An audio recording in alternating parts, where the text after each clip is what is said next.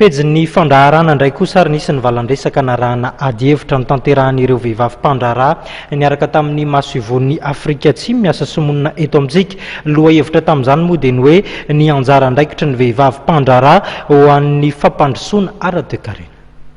Tsy azo itovorirana tsony fa mandray anjara feno amin'ny fampandrosoana ara-toekarena sy ara-tsosialy ny vehivavy.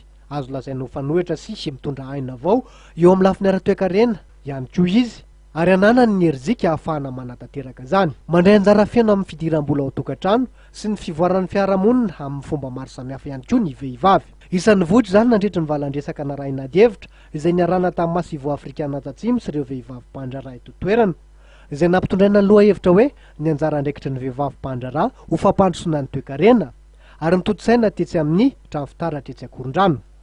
Noresahana nandritra fotoana ihany koa ireo sakana ka tsy ahafahan'ny vehivavy mivohitra eo amin'ny fiarahamonina malagasy, toy ny tsy fahalavorarian'ny fanabeazana ho an'ny vehivavy, ny sakana ara-kolotsaina sy ara-pomban-drazana ary ny fanikiliana sy ny sakatsakana vokatry ny tsy fitoviana lenta. Nisy ny vahaolana naroson'ireo mpizaika toy ny fitadiavana vahaolana noho ny tsy fahafahan'ny vehivavy miditra miasa sy mahazo fampiofanana arak'asa, ny fanomezana vahana ny mira lenta, eo ihany koa ny vahaolana ara-politika toy ny famoronana volavolan-dalàna ahafahana mamelanja bebe kokoa ny vehivavy sy ahafahan'izy ireo mivelatra eo amin'ny fiarahamonina.